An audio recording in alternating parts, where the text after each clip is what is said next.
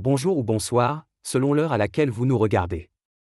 Je suis votre chroniqueur audio et animateur de podcast à l'ODJ Média.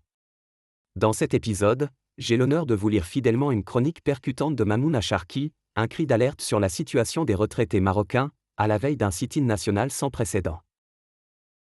Mercredi 10 juillet, Rabat sera le théâtre d'un mouvement social inédit. Les retraités marocains vont investir la place devant le Parlement pour revendiquer une revalorisation de leurs pensions.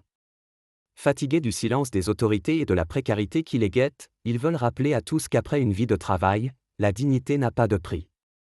L'auteur précise ensuite à quel point ce mouvement est enraciné dans une profonde frustration vécue depuis des mois.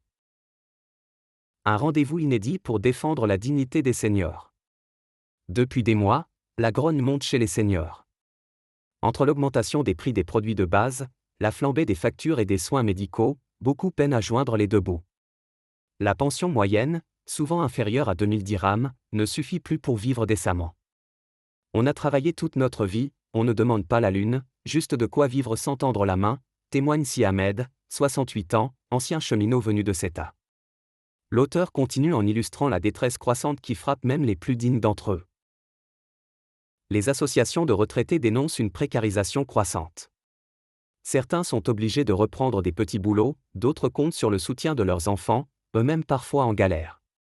C'est le monde à l'envers, on devrait pouvoir aider nos enfants, pas l'inverse, soupire Malika, 62 ans, ex-institutrice à Casablanca. L'auteur souligne ensuite les préparatifs logistiques impressionnants de la mobilisation du 10 juillet.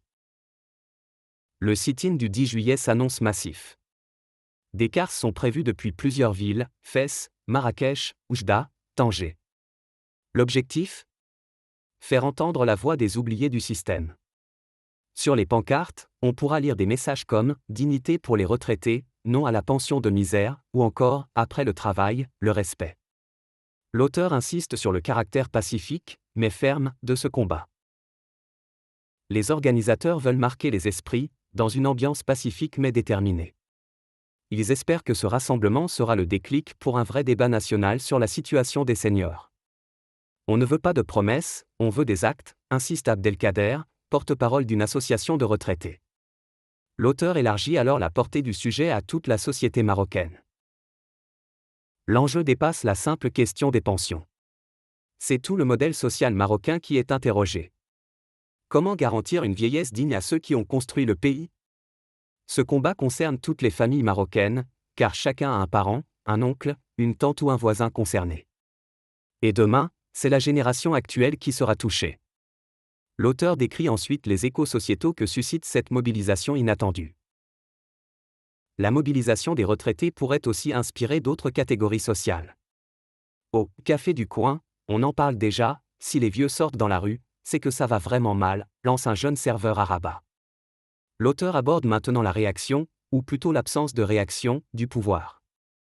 Côté autorité, c'est pour l'instant silence radio. Quelques députés de l'opposition promettent de relayer les revendications au Parlement, mais aucune annonce officielle. Les syndicats, eux, appellent à soutenir le mouvement. L'auteur annonce alors une possible radicalisation du mouvement si le gouvernement continue d'ignorer ses voix. Si le gouvernement ne réagit pas, les retraités promettent de durcir le ton. Grève de la faim, marche régionale, pétition. Plusieurs options sont à l'étude. En attendant, la question reste posée, le Maroc saura-t-il offrir une retraite digne à ses anciens, ou faudra-t-il que la mobilisation prenne encore plus d'ampleur ? L'auteur conclut cette chronique avec une image forte, à la fois poétique et politique. Au final, ce 10 juillet pourrait bien marquer un tournant social.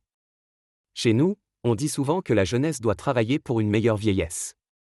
Cette fois, il semblerait que c'est la seconde qui montre la voie. Merci d'avoir suivi cette lecture fidèle de la chronique de Mamouna Charki. J'ai fait de mon mieux pour respecter à la lettre chacun de ces mots. On se retrouve très vite pour une nouvelle chronique sur l'ODJ Média. D'ici là, portez-vous bien.